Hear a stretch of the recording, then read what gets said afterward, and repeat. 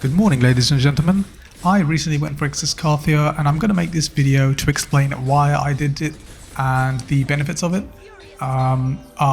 It took me about 320 pulls, give or take. I started with about 65k astrite and I went down to 15,000. I also had about 60 golden balls, so overall I'd say about 320 pulls. Could have been luckier, could have been worse. Not going to complain.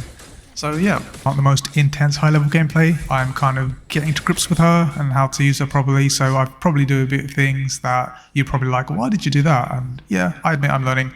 So without further ado, let's get to the main point of the video.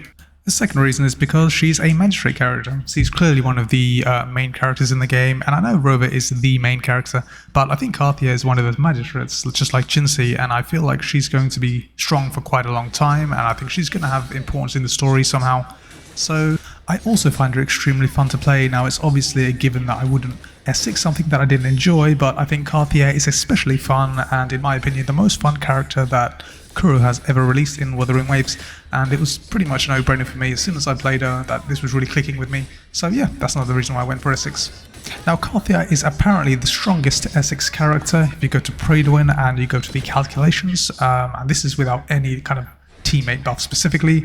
I assume that she would be the strongest with Kyokona as well at S6, but there's no calculations for that, so it's just me kind of assuming.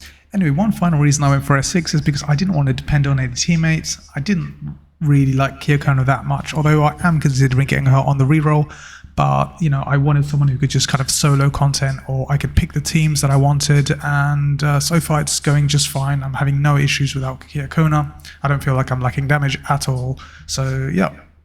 Now, one more thing I'll say is that she's very aesthetically cool, especially her fleur-de-lis form. I think she looks amazing in that, adult form, and I really like the fact that we can stay in that form, unlike with Zanny.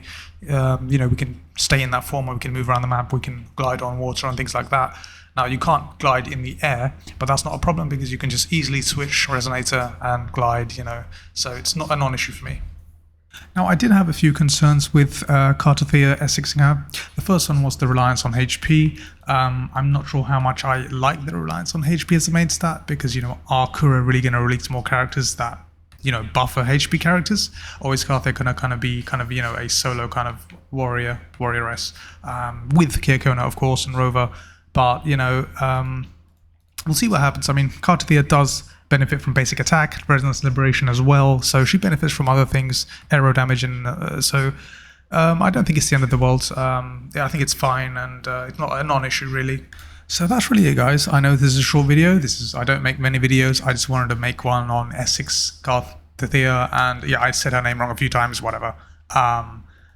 If you guys think I should go for R5, then just leave a comment, and if enough people do ask, I probably will go for R5 before the banner's over, to be honest. Just for fun. So yeah, peace.